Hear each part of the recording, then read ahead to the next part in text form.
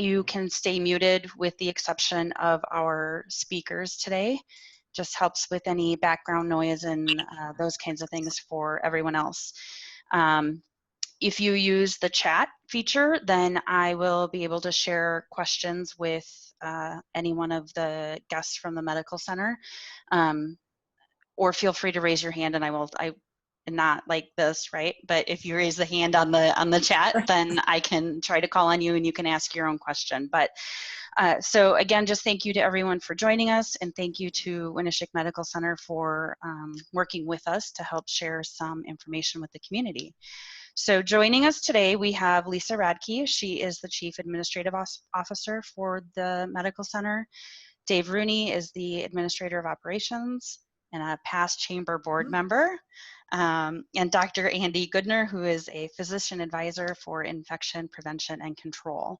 So whichever one of the three of you want to just sort of start with your own intro and just some background information and what's been going on at the hospital over the past couple of months already. Great. Well, I'm happy to start, Christina. Thank you, and welcome to all who are joining us here today.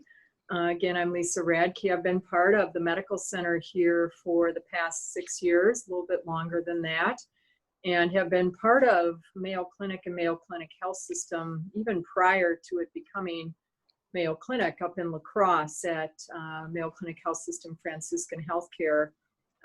Probably longer than some of you have been alive, so since 1979, and served 18 years in behavioral health, and I have a background in education and have served 18 years in human resources, leadership, staff development, and employer relations and things like that, both of which I always say are fertile ground for being in a leadership role.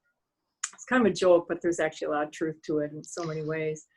Just high level, what I would share as a starting point is we've had our incident command up and running since March 2nd. So I think at that time we were all in this place of hope that, maybe this is short term, we're going to get through this, and then we're going to get back to normal. And I think we're probably with everybody else in this, and we very quickly learned that this was a marathon, not a sprint. And really, we've been working through all of that, initially starting daily, starting to decrease our actual time in incident command.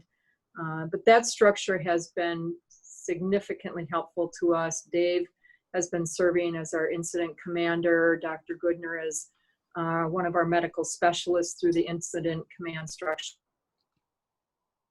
And we've had a lot of dynamic change going on, sometimes more than even daily, and just a wonderful response from our team. So we're happy to talk about all of that and more today, and thank you for this opportunity. I'll turn to you, Dave. Sure, thanks, Lisa.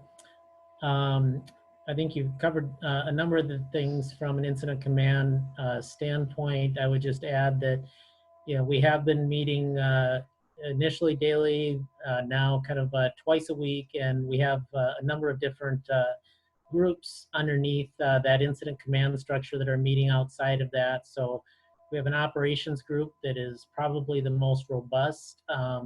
It's a multidisciplinary group, and they are the ones that really are looking at workflows and saying how we're going to still take care of patients and keep people safe, and some various things. And I'm sure Dr. Goodner will go into some of those kinds of things as well.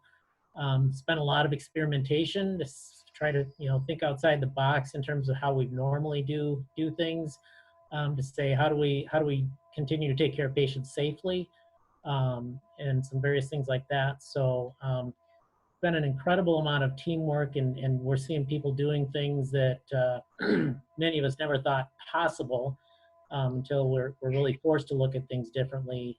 Telehealth is a great example of that.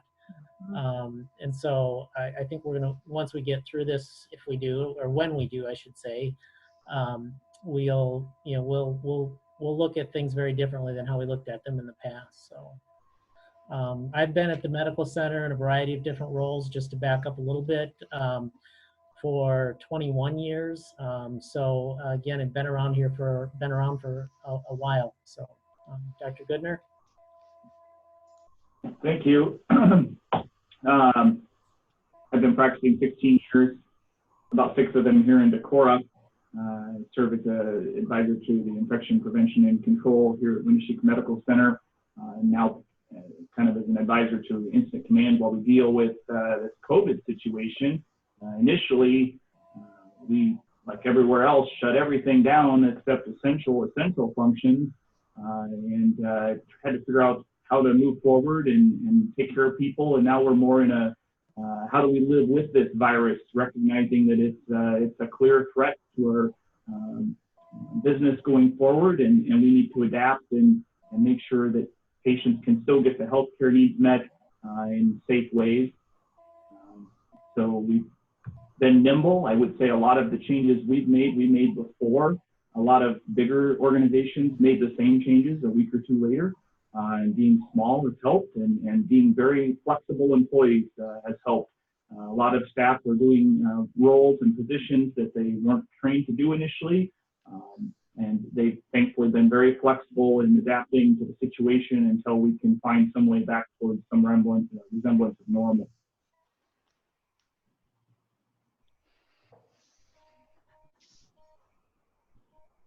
Great, thanks.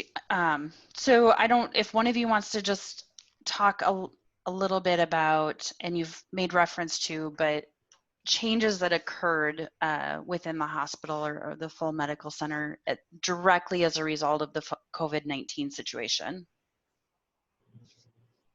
It might be easier to say what hasn't changed. Yeah. Everything has changed. We now screen patients on the phone when they schedule appointments. We screen them at the door. We screen employees at the door, trying to get the healthy people to one part of the hospital and the sick people to a separate part to keep them apart.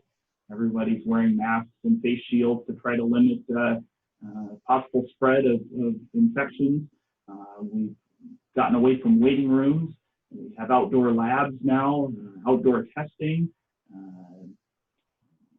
Patient flows have changed. We've isolated a whole wing of our medical floor to take care of inpatients that may have COVID, and we've developed a clinic that's separate from our healthy clinic to take care of people with ill and respiratory symptoms. We've got a whole new triage system to manage all that with a nurse on the phone, extended hours. We've got some weekend hours that we've changed. We've had employees that have had to switch roles, and some that we've unfortunately had to have not worked for a while, and that's been tough too. So I would say that there's not much that hasn't changed. Yeah, I would agree with that. I think that as Dr. Goodner had referenced, early on we really shut many things down and tried to weigh the pros and cons of, is it more risky or potentially harmful to have a patient coming out and coming into the medical center, or perhaps to delay care. And those are not easy decisions to make, because we believe in healthcare that we provide care that needs to happen at some point. And so we think that all of what we do is important. So trying to make that decision is not exactly an easy call. We're now gradually opening things back up and bringing people back in, and we've put a lot of measures in place to make sure that people stay safe, and that we're doing this slowly so we can learn along the way, and making sure that we're keeping tabs on what's happening in the environment around us as well. And as we go, if there's a need to adjust or pull back, we feel like we have enough flexibility, and we're moving slowly enough that we'll be able to do that. But as Dr. Goodner said, it'd be easier to talk about what hasn't changed than what has changed. Yeah, fair. How has patient response been to everything? I mean, I think myself, when I need something at the clinic or from a doctor, like I sort of have a standard that I expect when I go, and when I'm in need, like it's now, right? So as you've delayed, was non-essential, like just how was the communication or the response from that? Maybe from patients and also your internal team, your employees and staff. Dr. Goodner, do you want to take it from the patient perspective? Well, I'm sure there was mixed bags initially. We pulled the trigger pretty quick to shut everything down, and I'm sure that frustrated a lot of people, and I've heard from some of those frustrated people, and I believe there was a need at the time to do that while we made some changes and got our heads around the situation. As we've opened back up, I've actually had patients that came in that needed a surgery that had been postponed, that came in with the intention of telling me that now that it had been rescheduled, they weren't going to do it, but were so reassured by all the methods we had in place as they came into the building that by the time I saw them, they felt very good about having the surgery and feeling that we had a safe environment. So, you know, it's a mixed bag for sure. Mm-hmm. Yeah, I think that's universal on all, you know, and our organization much smaller than what you're dealing with in terms of employees, but we have a grab bag of what people are comfortable with and how everyone's responding to that also. How about actions going forward? And I know you've got some. Go ahead, Lisa. Sorry. I think just to add to that, there is a sense of understanding about it, though. And of course, the concern about coming back at this time is it's safe to come in. In so many ways, we say there's a lot of safety in place, so much here that we would see this as very much a safe place to be as opposed to some other places out in the community, perhaps. One of the things that we've done actually is created a video here so patients can see that and see exactly what we have in place. They can physically see the preparation that we provide prior to an appointment and even after and between appointments as well. So that good communication with patients certainly help. And we certainly understand the concerns, and their good questions always help us get better. Yeah, I know I've seen the video on your Facebook page and stuff. But for anyone who's listening or on the call here today and they haven't seen it, Lisa, maybe can you just walk us through what you can expect as a patient coming into the medical facility now? Gosh, absolutely. And it's actually been referenced, and I invite my colleagues to chime in where I might leave a step out. Essentially, before coming in again, there will be a screening. And as you come to the medical center, being able to come in, receive a screening, temperature screening, having some questions asked of you. As Dr. Goodner pointed out before, you're not going to be coming into a waiting room, so we're going to be taking you immediately to your exam room, the office that you come into with the nurse, the physician, for your appointment. So waiting time is different than it used to be, certainly, in that way. And then as you come in, you'll see that everybody is masked. Anybody who's in a public area would be masked. We're all in private offices, so we don't have a mask on now. But if you're walking down the hall or anywhere else, you're going to see that. And then likewise, when you're in the room with the care team, you'll see that someone will have a face shield or other protective equipment so that we're keeping you safe. And then would be physically distanced as well, as much as possible. Of course, in some exams, that's not possible. And in that case, we have the personal protective equipment to help keep you safe. We do ask that you as a patient wear a mask as well when you come in. So that would be an expectation. And if you don't have one, we're able to provide one for you. And then there's extensive cleaning that happens between every appointment that we have as well. Dave and Dr. Goodner, if I'm leaving something out, please join in. It's all a balance and very similar to the community. You know, you can't stay home forever. You need to get people back working and earning money. The hospital needs to get back to the business of taking care of people. And so Dr. Locke said it best a week or two ago when he said it wasn't a light switch, it was a dimmer switch. And I think that's a really good analogy as we start back up to get back to our regular business. We've got to turn it up slowly. assess what we're causing and where the hangups might be, trying to keep patient interactions with each other in crowded waiting rooms, thing of the past for now until we get a better handle on the COVID situation. Dave, anything to add to any of that? No, I think that Lisa and Dr. Goodner have covered everything pretty well there. Great. Anybody want to talk a little bit about, I think we've all heard in the news and in other platforms over the past couple of months, just access to PPE. And do you feel like you're in a place where you feel secure in having access, or how are you handling that end of things? Well, early on, we certainly had our concerns, and we went into some pretty drastic conservation measures, and the community helped us out a lot with some gowns and masks.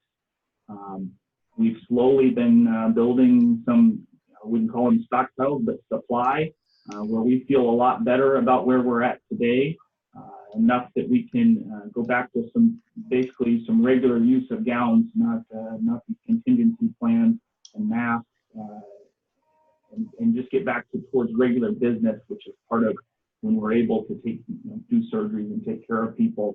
We want to get back to those regular standards, not those crisis standards that were set by the CDC to preserve that stuff. Supplies are still a little bit limited coming in, so we watch it twice a week. We're looking at those numbers, and we make changes based off where those numbers are at any given time. We're trying to keep a supply on hand to always be able to cover emergencies, even if the supply would stop. So it's something we're looking at regularly, but we're certainly in a lot better spot today than 2 months ago. And I would just expand on that a little bit. Early on, we learned kind of what we've always taken for granted, and that is a pretty stable supply chain. And so as things were, kind of escalating, we really clamped down on utilization of PPE so we could make sure that we had the most critical PPE available for the sickest patients or surgeries, emergency surgeries, those kinds of things. And we learned a lot about just the inventory process. We went from really probably a process where we were relying on just looking at kind of data in terms of what we felt like we had on hand, to the standpoint of we pulled a PPE team together, is what we called them, and they really actually go around to departments every morning and hand count PPE to make sure that we know exactly what we have in-house. Early on, we learned that there were times we thought we knew what we had in-house, but when it came down to actually counting it, it was a bit different. Sometimes it was more, sometimes it was a lot less. And so that, we were just in that tight of a position where we felt like we didn't have a lot of margin for error. So we put a lot of steps in place to make sure that we've got a real-time handle on our PPE situation. As Dr. Goodner has referenced, our supply chain has been somewhat improving, and so we feel, again, that's part of our slow ramp up, that as we start doing more cases and things like that, and we watch our PPE levels, we need to make sure that there aren't big fluctuations in that, due to a supply chain issue. And that really can have an impact, from a national level. Something could be happening in a completely different part of the country and impact our supply chain, and all of a sudden something gets back ordered for X amount of time. That would be a scenario where we would have to, kind of retract on our processes. So, Dr. Goodner mentioned Dr. Locke. Dr. Kevin Locke has been an instrumental partner in this with, Dr. Goodner as our medical specialist in terms of advising our incident command team. And they've really been fantastic in just helping us, make sure that we're doing this safely and appropriately. I think one thing to add to that too is we've learned a lot for future too, and one thing that we'll come out of this with whenever we get through this COVID situation better pandemic plans for the future as far as supply that we may keep on hand, have available, and maybe not be in such a lurch like a lot of hospitals again in the future. One example, another example of that, not to get too far in the details, but is just washable and reusable gowns and some of those kinds of things that, you know, in our typical day-to-day work, many of the gowns that we use are disposable, and there's reasons for that. You know, it takes labor and there's cost and all of that kind of, and there's environmental issues in terms of rewashing things. That being said, you know, we really didn't have a lot of reusable, washable, sterile types of PPE. And, you know, in the times of when you're back ordered on your traditional PPE line, having a stockpile of that type of equipment is huge. And so that's, you know, we're learning a lot for the future in terms of how we're going to be prepared for future situations, you know, when, unfortunately, when they inevitably come up. Lisa, do you have anything to add to any part of that discussion? Gosh, no, that was very complete. Yeah, great. We did get a few questions submitted in advance. The first one of those being, does public health notify the hospital team, your admin team there, on new cases when they come into the county, or when they're made aware of a new case in the county? Are you getting that notification too? No. The state notifies the local public health, but they don't notify us. We are required to notify them with positives. We kind of keep track of that by following the numbers that the state reports, and it generally roughly matches ours. There might be somebody that was tested in another county, but we might test somebody that was from another county, and it ends up about a wash right now.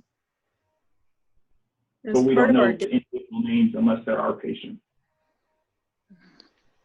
So with our incident command process, we do keep track of the numbers. Dave, as our incident commander, looks every day at what the numbers are. He sends out a report, what's shifting, particularly in Winneshiek County, but of course in neighboring counties as well. We're all very well aware of the high numbers in Alameda County. And we also cross the border, what's happening in Minnesota, what's happening in Wisconsin, all within this area, so that we are aware of the trends we're seeing with the upticks, and as well as the recoveries. And we're fortunate here to not have had high numbers in Winneshiek County specifically, and no deaths in particular, yet we know it's around us as well. So we pay attention to all of that. So, I mean, outside of COVID, I mean, you think of, you know, any other outbreak, not a pandemic, but I apologize if this is a naive question, but is that normal with public health and community hospitals that there isn't back and forth communication at that level? I would say that's the normal, yeah. Okay. All right, well, thank you. Certainly one of the concerns is this fall, what's going to happen as flu begins to increase, and will we see a surge? You know, I'm personally very curious about what will happen here as things are opening up, and there's a sense of, you know, gosh, if things are opening up, maybe there's a false sense that that means things are safe. And I have noticed a change even within our own community here in the wearing of masks out in public, and in particular in our establishments as well. And you know, unfortunately, we're all susceptible to what we see others doing. So I almost feel like, oh my gosh, what's wrong with me if I'm wearing a mask? So it's become also a political issue. I think that does impact what we're doing as a society, and that is concerning, particularly when we have evidence to suggest that we are, at least I'm protecting you if I have a mask, and if we both have one on, it's going to help us. And I'm seeing that that's falling by the wayside. So there's certainly a concern about that. I have to agree with that. as we reopen, and we all want everything kind of getting back to some economic movement. But part of that is how do we keep it at bay so that it doesn't all get shut down again. And that's about wearing masks. It's about keeping social distancing in place. It's about hand washing. And by not doing those things, we're really putting a lot of our neighbors and vulnerable citizens at risk. And the masks aren't for you, they're for the other people around you and the people they may have contact with. And so I would encourage people to ignore the debates. The masks are helpful. They'll prevent spread in our community. They'll prevent deaths in our community. And while we have not seen a big COVID rush here, it's very much a real possibility. And the more travel people do, the more likely it is at some point, if they're not doing something to prevent it. Mm-hmm. Emily, I see your hand raised. Do you have a follow-up question to that conversation specifically? So, just a second, Emily, you're muted.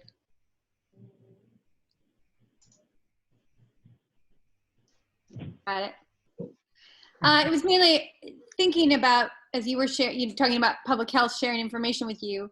You know, I think one of my interests on the call too is to figure out what is it that the city can help do, right? And what is you're looking as, I consider you experts, and what would you imagine if you could say, I'd really like the city to implement or do or help either convenience conversation or stress more of this or make this type of statement. I noticed out of, I think it was New York City today, the mayor essentially said, look, no mask, no service kind of policies in New York.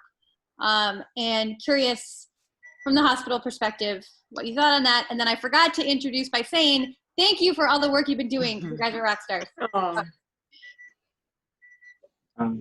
I personally, thank you for that. But as far as what the city can do, it's exactly that. As things get back to opening, I know the masks are hot. I know it's summer. I don't like wearing it. I can't wait till it's done.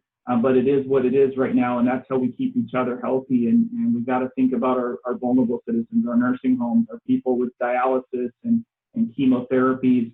And so keeping that distance, I know people want to wish it away and make it back to normal and have a normal summer, but it's just not a normal summer, not normal times. And until we've got a better protection than masks and distancing and hand washing, that's what we need to do. And so more encouragement on that front, I think. You know, and thank you, Emily, and really appreciate the question. I've always perceived Decorah to be a very progressive city and the surrounding area. And really, if we're asking for people in establishments to wear masks, we're not saying you have to do it everywhere and there's other things to be safe. I think the city could take good action, come together on a city response that's organized to help us be successful with this. It's not about taking away people's rights. It's about keeping us safe, as Dr. Goodner so well shared, you know, especially those that are more vulnerable. And it just seems to me that the citizens of Decorah in particular and in our county would rise up for this and be all over that. I think they really were in the beginning too, when things opened up. I know many of our local businesses said, you know, I don't think we're ready yet. Let's wait and see. And so being very conscientious about that, I appreciate it. I think for the most part, most people do. And we can help each other by supporting each other with that.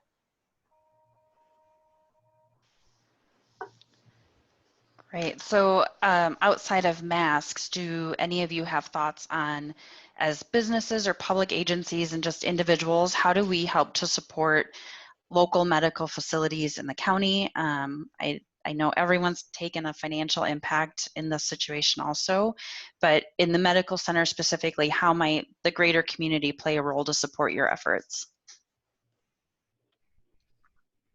Well, one thing I might suggest is please ask if you have questions about coming to our medical facilities in town.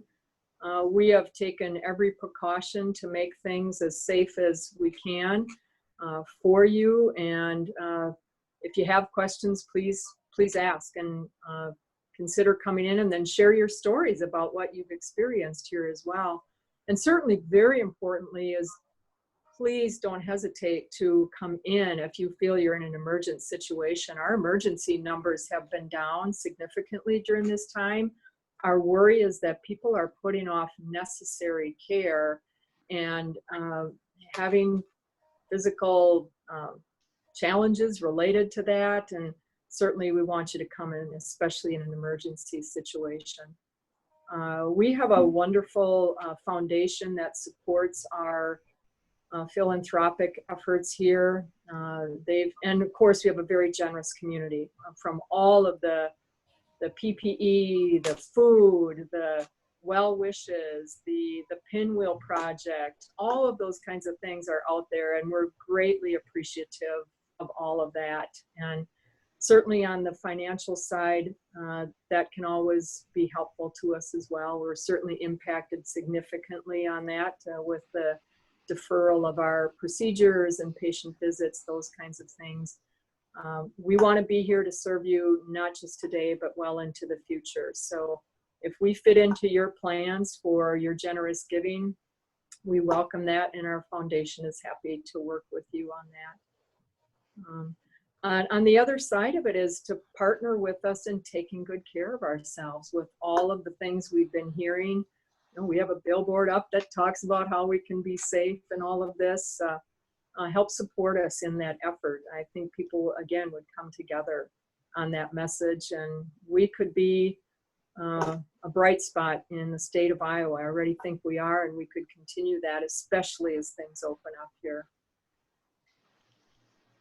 We would encourage people to shop locally and Yes. dine locally and hire locally. And at the same time, we would ask that people seek their health care locally. Anything that they can get done here helps us, helps them. So if you need an x-ray, maybe it can be done here. If you need labs, maybe they can be done here. If you need visit, we've got primary care and a lot of specialty services here. A lot of those can be done locally, and that helps everybody. Dave, any other comments on that topic? You know, I think Lisa and Dr. Goodner covered things pretty well. I would just reiterate, if you have questions, give us a call. If it's concerns, or you're not sure about coming in, or even feedback, we want to hear that. That's how we get better. If you do come in and share your experience in terms of how things go, and if it doesn't go as you'd hope, we'd like to hear that, because again, we're in a dynamic time period here, and again, that's how we grow and get better. But I would definitely reiterate, Dr. Goodner's points on, shop locally, dine locally, get your care locally if at all possible, and that's what's going to keep the community as well as the medical center strong. Absolutely. So one other question we received was, is the medical center considering any further local care options that might include the extension of basic services like the wellness panel, which would create easier access to options for common or basic appointment or issues that would make service more affordable, specifically thinking of those that are self-employed and then most likely self-insured? So we do, through our lab, we do have some wellness lab services available. We have turned the knob down on those throughout this pandemic, and really in an effort to, again, try to limit people that don't necessarily need to be coming in during that moment. So I think that, as we start to open up, we will, that'll be something that we will, again, restart those kinds of services. I think in particular too, the community health needs assessment that we conduct helps to guide us in the services that are needed in the community and beyond as well. And that's something we rely upon. In particular, the mental health services, not a surprise that comes up to being a significant area of need in our community and elsewhere, of course. So we have been looking at creative ways to provide that service. And actually that's been our number one place of telehealth as well, is through our behavioral health, psychology services. And so this is a way that we can reach out, is by learning what the needs of the community are as well. And we're happy to take input on that. So if someone has a specific idea, we'd love to hear about it, and that helps us in our planning. We were on just on the cusp of a planning process to look at the next 10 years. Where are we going to be? Where does the medical center need to be strategically to meet the needs of our region here? And then the pandemic really hit full force. So the bandwidth to do that kind of planning 10 years out when we're worried about the next hour became pretty tough. That said, we're going to get back to that. It's an important part of our preparation for who we are today and well into the future. So your thoughts and ideas on that can certainly be helpful for us. Dr. Goodner, do you have any other comments on that topic? Wellness panel, not particularly. The wellness panel has been pared down to a pretty bare minimum because it's just cost prohibitive to do a large set of labs. The hospital runs essentially neutral to a loss every time they do it, and just business-wise is not going to be a sustainer for us as much as we'd like to offer as cheap a labs as possible. And so the panels that are offered right now, other than some basic tests, they're inadequate for comprehensive health. And that gets to be a bigger issue than I can probably solve. And you might look at your state and federal representative. So we also have a question about what currently is the protocol for getting lab work done? I assume just any type of lab work. It can be ordered. Right now, if we just need labs outside of a visit or ahead of a visit, a lot of times we're having people scheduled to come through what we have as a drive-up lab. It limits, so there's no waiting room. You're essentially waiting in your car. It decreases our traffic through our building and use of an elevator, knowing that these small confined places with lots of people are some of those highest risk places for transmission. And so you pull your car up, they bring you in a little ways alone, do your labs and let you go.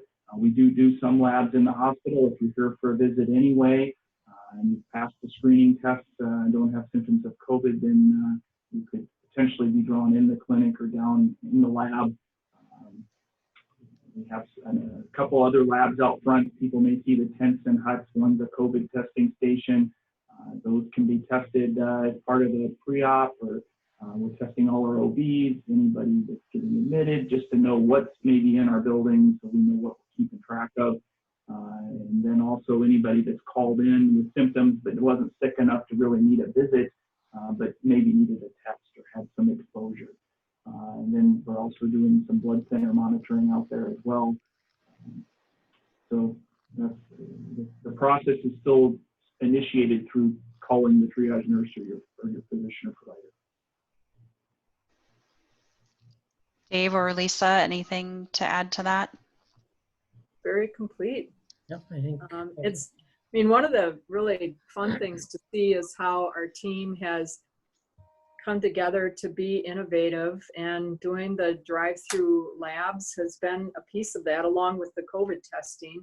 I did see a question pop up about, do we provide that in-house? We certainly take the tests here. At this point, they are still sent out. That might be able to change in the future here. We're working on that. And it's kind of fun to see the patients too. I mean, basically they come through, some of them with their animals, the dogs, and get their testing done or the labs drawn, and off they go. It's very seamless. If we could find a way to do this long term, we'll certainly do that. Some inefficiencies with it, but there's a lot of satisfaction with it too. So Lisa, do you have the COVID testing, do you have a good supply of those, or you're still going through your primary care provider or some other element before you're given a test, I assume. Yes, I mean, there's an order for that. It's at this time, you know, as Dr. Goodner shared, certainly what's newer for us than in the beginning is that if you have symptoms, we have test availability for you. In the beginning, we didn't have enough tests to be able to do that with everyone. It was really more those who were in more serious situations. So that's positive. And now as patients are coming here for procedures, we are being able to test them ahead of time as well. And again, still those have to be sent out. So we do wait a bit for results. I know, Dave, as you look at it in incident command, sometimes 48 to 72 hours. Sometimes it's been faster than that, but it's a little bit of a traveling target on that, I guess I would say. We're in what I feel is a really good place test-wise right now for this in the state of Iowa. Early on, we were like everybody else, short on testing supplies and kind of relying on the few we get from the state. Those numbers have ramped up over the last month. And not only that, but Mayo's been very generous and given us a large supply of tests through them too. And we can pretty much find the test that fits the person to get it back the quickest and get it covered the best. The state ones obviously are covered. Mayo ones not, but they're not terribly expensive. And so we've really broadened our test categories, testing pre-ops, testing admissions, testing anybody with symptoms that wants a test should be able to get a test here right now. And today the Department of Health in Iowa has allowed us to test contacts of people that are positive as well. And so there'll be, as long as those state of Iowa tests hold up, which are in slightly lower numbers than the Mayo test, we'll be able to do that too. And so I feel we're at an advantage having both a relationship to the state of Iowa and to Mayo Clinic. We're in a good spot test-wise right now. Mm-hmm. Great. Dave, any other comments on that? No, I think you know, Dr. Goodner and Lisa hit on the high points on that, and you know, testing early on, just to be quite honest, was frustrating because there were patients that we were seeing that didn't fit the strict criteria, and so although you know they fit the criteria medically, they didn't fit the state criteria for being able to give them a test, and so. It's important, I think, for people to understand that you know there's really two mechanisms for running the test. So we're doing the nasopharyngeal swab tests, and they, if they fit certain criteria, they are sent to the state hygienic lab and are run there. If they fall outside of those criteria, they are sent to a reference lab, and Mayo Clinic is our reference lab. And you know, so those are just a couple of you know, maybe, you know, just differences in how the tests are run. The other issue that you've heard about and has improved is the supply of test kits. At one point, like, yeah, you can test them, but you can't get the kits.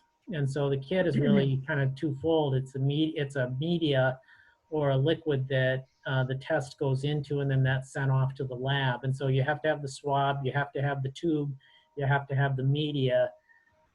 Those are all pieces that had to line up, and now they are, as Dr. Goodner said, we're in a good position. Our turnaround times, as Lisa alluded to, again, in the past those turnaround times were you know somewhat lengthy, and I would say in the last probably, I don't know, Dr. Goodner, 2 to 3 weeks especially, we've seen some pretty significant improvements both at the state and at Mayo in terms of getting those lab tests back you know, within 48 hours. So those things have all improved our ability to be able to test more people. A couple of things I'd say about testing that haven't been mentioned. One is the only people we don't have tests for right now are people that just want to test just because. And so if you don't have symptoms, you're not having a surgery, you're not getting admitted, you haven't been exposed, right now, that's somebody that would fall out of our testing criteria. There are opportunities to test those people, and we refer them to that testiowa.com to test through the state, and they are testing some people that are asymptomatic. The other thing is you know, our numbers, we're testing a lot of people, and fortunately not finding a lot of people with COVID even that have symptoms. But the other thing is, by testing all these people coming in for surgery and admissions and OB, is we're getting some pretty good just data on epidemiological data on the community as a whole. These are healthy people, and so we're kind of doing some evaluation of how much asymptomatic COVID is there going on in this community, and just not finding a lot of that either. So again, if we can continue to do the things that will keep this at bay, we're doing well, and this community can continue to do well. That's great. So we have another question here too. What report or feedback can you share with us on state and federal funding to offset COVID-19 losses, specifically for hospitals or medical facilities? Lisa, do you want to take that one? We might have lost Lisa. No, she looks I don't muted. see her up there. I think she's I can gone see from so. the call. Sorry. You better go for that one, Dave. I don't know anything about that. Sure, sure. So yes, we've received a couple of different federal funding opportunities. Lisa's going to join me in my office. So Suddenly decided to. I will grab my mask. Sorry. Go ahead. Okay, I'll jump in. All right. Sorry. So fortunately, we've been able to access the funds through the federal government, as well as both masks now, as well as through more some of the local state resources. Of course, many of you are aware of the Paycheck Protection Program. That's something that we were able to access, and so we've been able to keep staff whole, if you will.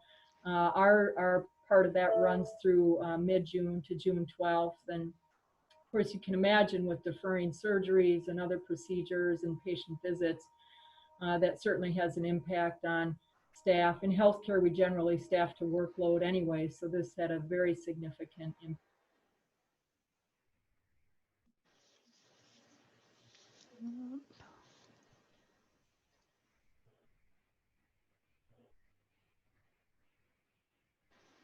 Okay. I don't know. Looks like maybe they're locked up a little bit. Are you all hearing me okay? Yep.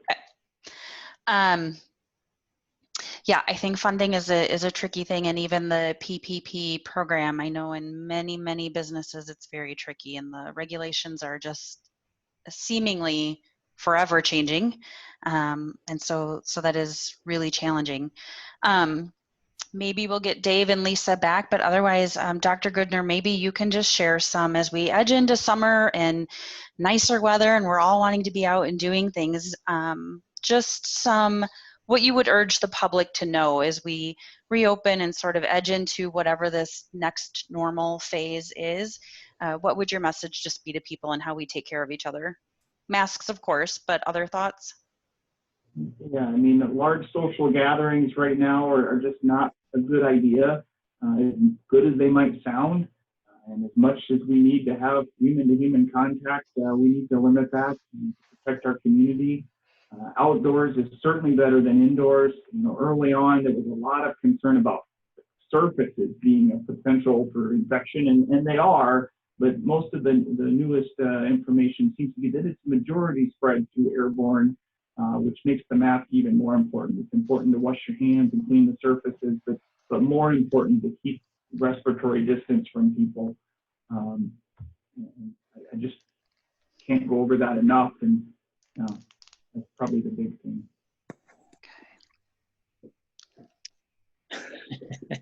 Welcome. Gotta love technology. Yes.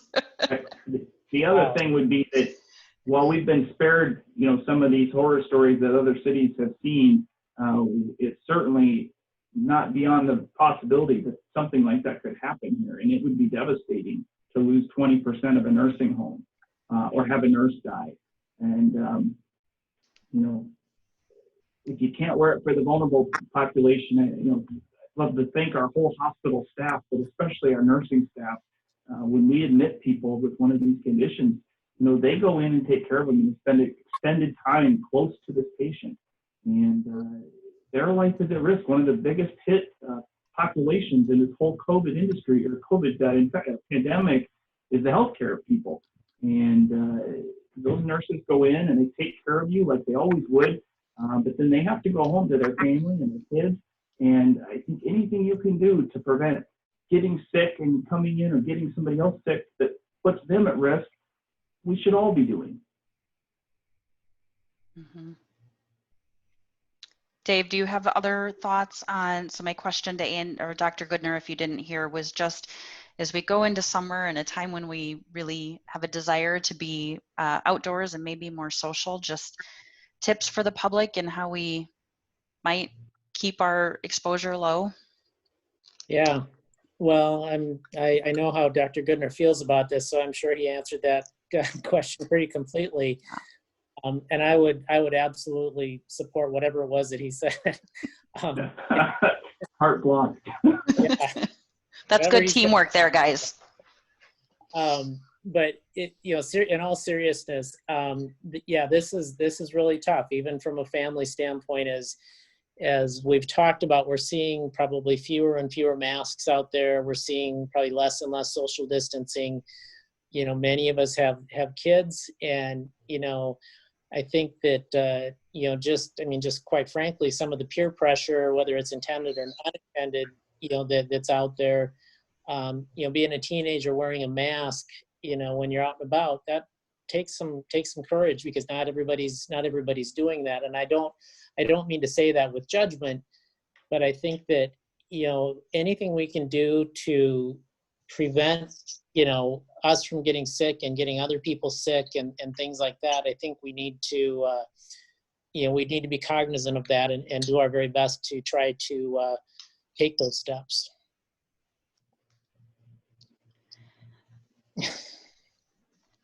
Definitely.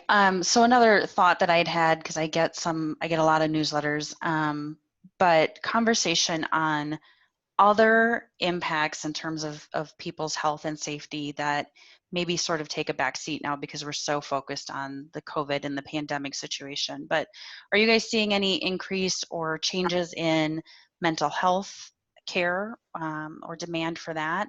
And then even thinking in terms of the mental, the physical, the abuse, those situations that may be going on in homes. Sadly, I think there's more of it in the community than most of us want to think that there is, right? So are you still seeing that, or do you feel like it's like many things taken a back seat to the pandemic?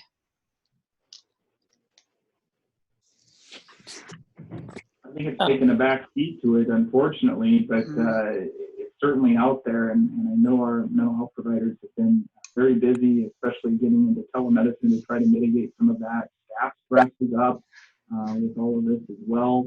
We've heard that abuse numbers are up, and unfortunately a lot of that goes underreported because there are opportunities to come in and report it, whether it's us noticing a kid or something happening with a kid, or a woman talks to us in the privacy of an exam. Those don't happen if you're not seeing patients, and so those people are stuck at home, and economics become an issue. These issues unfortunately go up with that. Yeah, I would just expand on that just a little bit to say that just the COVID fatigue or the stress that is put on our society is substantial for all kinds of reasons that I think we're aware of, just in terms of the social isolation.